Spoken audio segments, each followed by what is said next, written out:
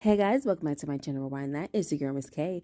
If this is your first time coming across my channel, welcome. Please be sure to subscribe if you like the vibe and hit that notification bell so you know when I upload more videos like this one. Today, guys, we're going to be going over season 2 of P-Valley, episode number 2, called 7 Pounds of Pressure, guys. And this is my first reaction recap. So yes, might be a little bit all over the place. Everything is not going to be scene after scene, but you will get the point, okay? Let's get into this episode, guys. So the episode starts off with ladies gathering outside of the Pynk because they're auditioning, because you know Haley wants some new dances, okay? Now the deal was that Mercedes would be the one to pick the 3 new girls. So she picks one of the chicks with the light blue eyes. Okay, I'm gonna call her the Night Queen because she freaking looked like a White Walker from Game of Thrones. Okay, and that's not a compliment. All right, them blue eyes is too daggone blue. She looks scary as heck. Okay, so then you also have Roulette, aka Wanda from Snowfall. So they pick her, and then there's this chick with a really big booty, but she cannot work that pole for a daggone thing. So Mercedes was not gonna pick her. But here comes Autumn, aka Haley, aka Lakeisha, just always, trying to be the boss, okay, the owner, and just throwing around her authority, and she's picking her. So Mercedes is like, listen, she could be behind the bar because she can't be on my stage or whatever. All right, guys, so moving on, we got our new girls. First of all, in this episode, we see that Roulette, she got an attitude. She kind of like trying to come at Mercedes a little bit, calling her big mama, and basically talking about she's old, right? And also not really listening. So that's one thing. I feel like she's definitely probably going to be a problem. The Night Queen, she don't seem too bad, it's just she looks really scary and spooky. All right, another thing that I do want to bring up is that the place where they killed Montavious, what was that, the Paradise Room? That freaking room is haunted, guys. They opened the freaking door and you just see the pole swinging, and I think in last week's episode there was something eerie going on about that room as well. All right, so now moving on, Corbin and Andre come into the Pynk and they basically have a sit down with Autumn and Uncle Clifford, and they talk about how they can give them a certain amount of money to sell the Pynk. So once again, they're back at it with this selling the Pynk situation. And Haley is saying, listen, I get all of that market bull crap and everything, but at the end of the day, there's a need and a desire, and I'm pretty sure that they're going to pay more for that, okay? So basically, she talking about the need and desire is worth 10 M's, not half a million or whatever, right? So, she's like, listen, we can get way more.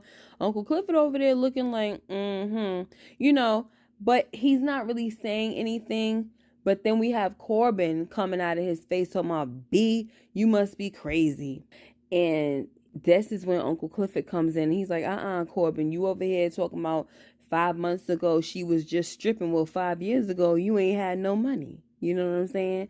And he's talking about some, well, thank God for dead daddies and everything. But I like how Uncle Clifford stepped in. Y'all already know that I'm very annoyed with Autumn right now. But Uncle Clifford still came through and jumped to her aid, So that's what I love about him.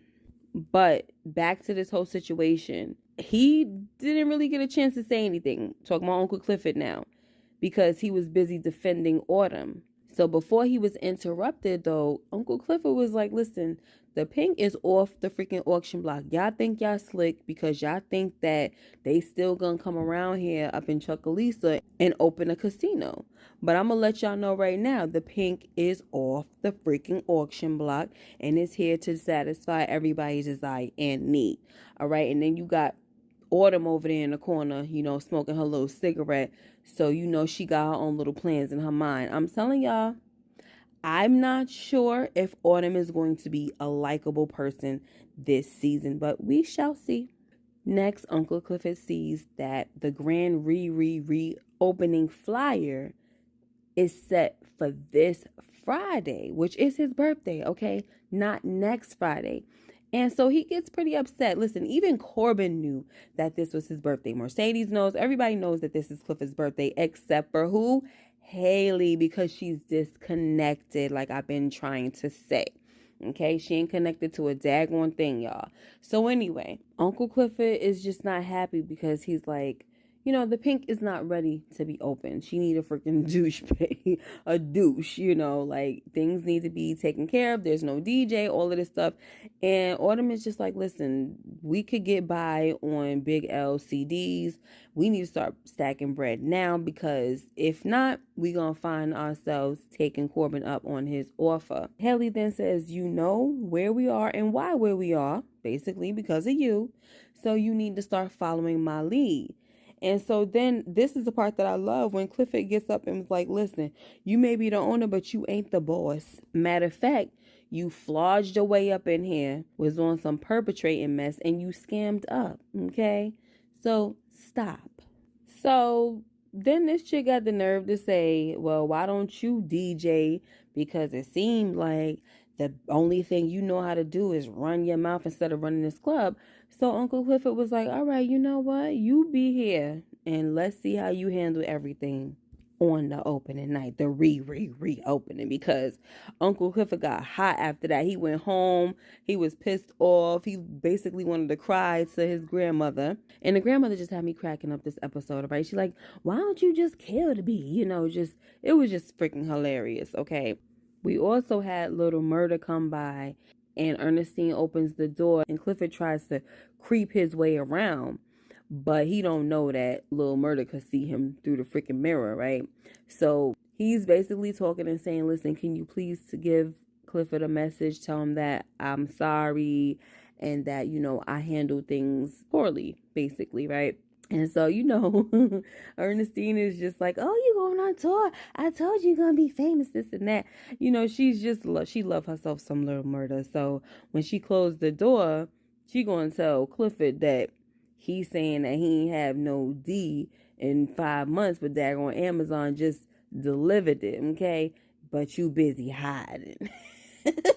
She ain't say all that, but that's basically what she meant. Like, shoot, you done had it delivered, honey. Stop. So now, guys, we get to Keyshawn, okay? And the freaking sheriff was over there because Derek wants to press charges against Diamond. But the sheriff is saying, listen, I can't, okay? If I press charges against Diamond, we gonna have to press charges against you. So he's pretty pissed off. And, so Derek goes inside, and now him and Keyshawn are talking. And he's basically like, why did you lie to me? You went to the dollar store to see Diamond. She's like, no, I didn't. I went there because I wanted some moon pies. But I did see him. I didn't know he worked there and all of this stuff. So long story short, guys, she winds up telling Derek that Diamond was yelling at her and stuff. So now Derek goes into Karen mode, basically, right? Or since he's a man, we could say Ken mode. He goes into Ken mode, and he's calling up to the store talking about, I'd like to make a complaint. You guys better do something about him, or else he's going to be fired from his life, just being a jerk. So anyway, he gets off the phone, and then Keyshawn tells him that Diamond was up there lying, also saying that Derek called him a gutter nigger, and he was like, oh, I would never say that and all this. So basically a bunch of lying guys. Throughout this episode, what's going on in Keyshawn's life is that she's trying to convince Derek to let her go on tour with little Murda, all right? And so we see that she had to pretty much put him to bed, okay? Because it looked like by the end of the episode, she had rocked him to sleep with her kitty cat and left in the morning while the dude was still asleep, because I'm not sure he would have still let her go anyway. You know what I mean? I don't really know. I can't wait to see what's going to happen next week, but I feel like if he knew she was going, he would have saw her off. But shoot, that girl rocked him to bed, night, and kissed the baby and went on her way, okay? Now, let's move on to the opening night. So, as we know that this is Clifford's birthday, he don't want to go out or anything, right? His grandmother's saying, you should go out, and he's like, no, he don't want to celebrate nothing. So, he up in the bed, not doing anything, looking at pictures of little Murda. Well, actually, he was looking at a flyer. So, his grandmother was like, well, you need to come out here and take out this trash. And he's like, I took out the trash already. And it was some freaking creepy looking person outside with this mask on, like the Scream mask.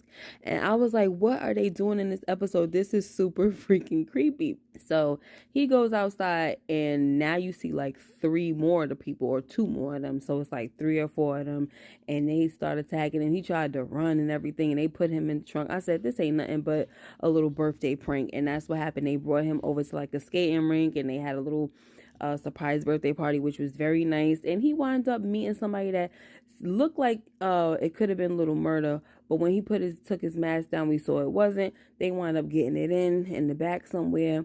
And he told the dude, listen, don't be trying to kiss me in my mouth. I ain't trying to get my grandmother the Rona. All right, so we see Uncle Clifford get it in this episode. Now, one thing that I definitely almost forgot to mention about this whole little birthday abduction prank that they pulled on Uncle Clifford was the fact that he was confessing his sins, guys, okay? And he was doing a whole lot of freaking talking, all right? Listen, Uncle Clifford, from the way things sound, he is a criminal, guys. He been out here, okay? That whole situation that happened with Montavious ain't his first go-around from what it sound like, okay? Here we got him holding up banks with freaking Big L. Then he said the time he helped chop up this man's body and threw it in the river. See, now, at this point, I'm thinking, oh, shoot, this is what happened to Montavious. But then later on, we get to Diamond, who tells Haley that the last people that came in contact with Montavious's body was him and Big L. So, I don't know, guys. Uncle Clifford might have had his hand in another murder besides Montavious. Okay, I don't know. Listen, he chopped up somebody's body. Now, maybe he's also talking about Montavious, so maybe they did chop up his body as well. I don't know. I would love to know more about that. Okay, so like I said, it's either he is talking about Montavious's body, or he done had a go around before the situation, all right? And that's that. Meanwhile, down at the Pynk grand opening situation, reopening, they're doing their thing, right? The new Trinity or whatever. Mercedes is saying, I need y'all to follow my lead. This chick Roulette, she don't want to follow nobody lead. She want to do what the heck she want to do. But anyway, they out there working their magic on the pole. But Mercedes sees that the crowd is giving their attention to the new girls. And they doing their thing, by the way, guys, okay? She tries to go up there knowing daggone well that her shoulder is messed up. So she goes all the way up to the top to try to do, a little stunt. And her shoulder gives out on her and she falls freaking flat, yo. I was like, oh my gosh. So then Clifford hears about this and he takes Mercedes to Diamond because he knows Diamond knows how to work some magic, okay? And this situation, though, was a little bit beyond freaking magic, guys. It started to be on some supernatural crap, and I really didn't appreciate this scene. I do not like talking about shows like that. I respect creativity and everything, but just because this wasn't a foundation that was laid out for us in the first season, I don't like how they just kind of like pushed it on us with this supernatural stuff. And like, he basically was doing some magical crazy stuff to her. You see he's into sage and he's into all of this stuff, which I don't recall him being into that. Okay, fine, whatever. But now we find out that the dude can do stuff without touching people. Okay, he had Mercedes convulsing and all of this stuff, and he wasn't even touching her. Okay, and comes to find out, he was able to pull this 7 pounds of energy out of her body. Okay, and he puts it on this scale, and it's 7 pounds, obviously, right? And he says this came out of her. So basically, it's guilt, guys, that Mercedes was carrying the whole time on her shoulder. And Diamond was like, it takes 7 pounds of pressure to pull a trigger. Okay, so now Mercedes is looking at this chick, Haley, like, girl, this is all your freaking fault. And she really doesn't want anything to do with Haley anymore. And she's saying, you know what, girl? You need to get your stuff out of my house now. All right, I done sacrificed too much for you. You got to go. And Haley is like, I'm not ready. But Mercedes was like, I'm sorry, I can't do this no more. You got to go. And I was just like, ooh, y'all know, okay, that I have not been feeling Haley since the season started. We're only on the second episode, but I was just like, the girl, I didn't like how she did with Uncle Clifford. But I was not expecting her to get kicked out of Mercedes' house that freaking quick. Yo, I was like, dang, I ain't want all that to happen now. Okay, so now she got to stay at the freaking Pynk. And before we move on to that situation, we see that Diamond has Montavious' ring, guys, just chilling. So when Haley sees it, she was like, Diamond, we cannot have evidence laying around, okay? And Diamond is like, listen, this is some root work, and it's gonna make sure that he stay where the heck he at, okay? It was me and Big L. We was the last ones that had our hands on him. So clearly him and Big L were the ones that got rid of the body, all right?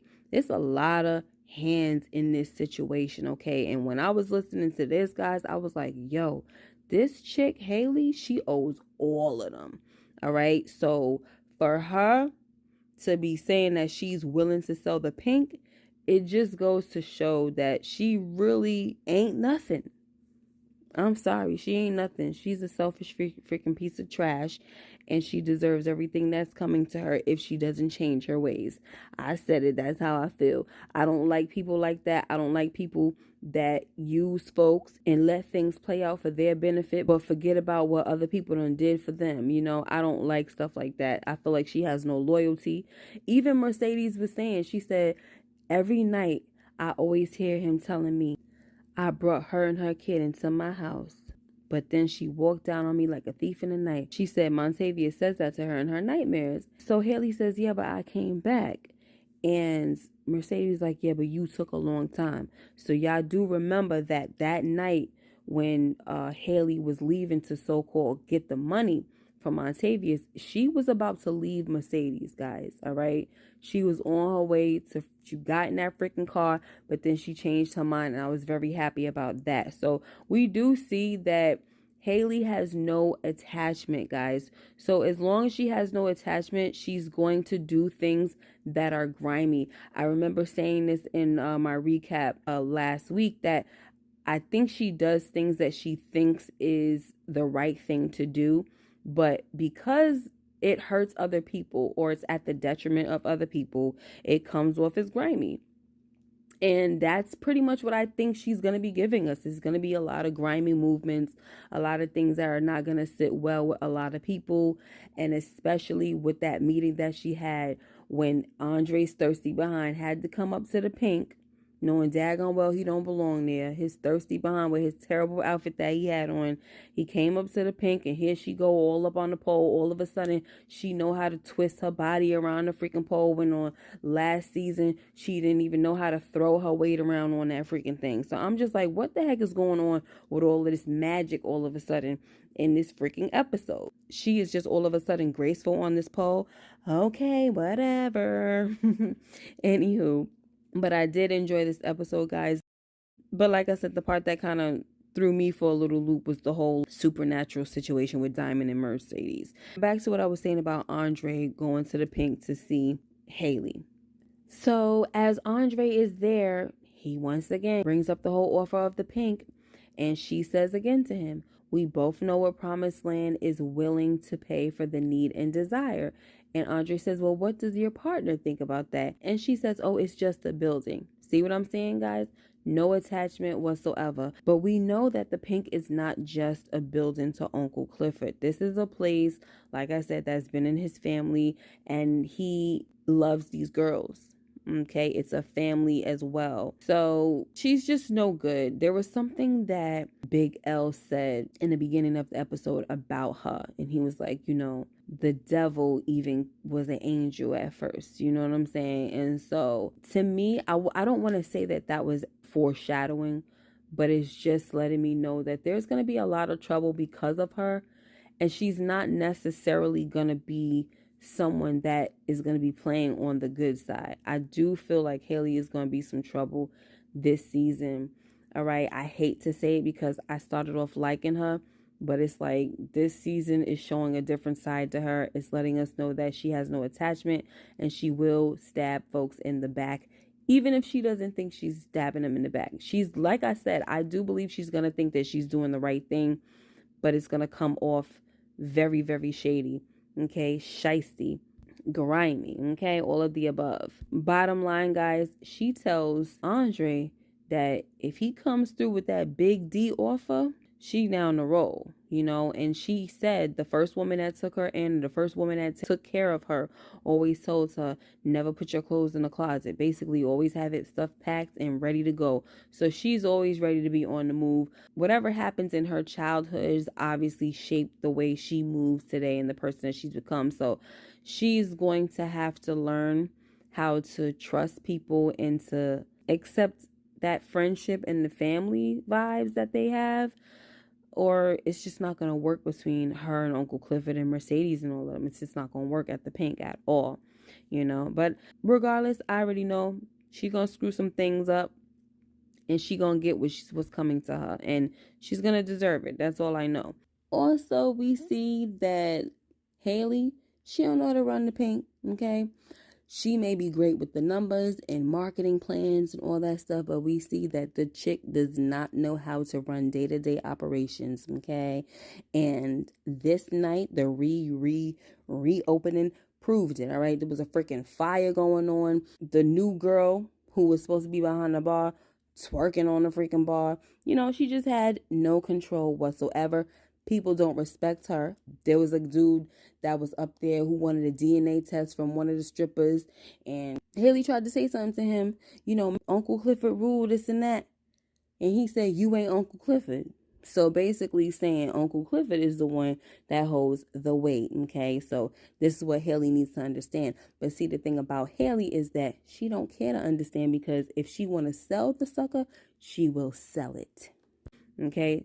Now, one thing I do want to mention, guys, before I end this video, is that before she went out there to get all up on that pole, there was a spooky image of Montavious in a suit on one of those security monitors. And I was like, oh my gosh, this guy is really haunting this place. It's freaking crazy.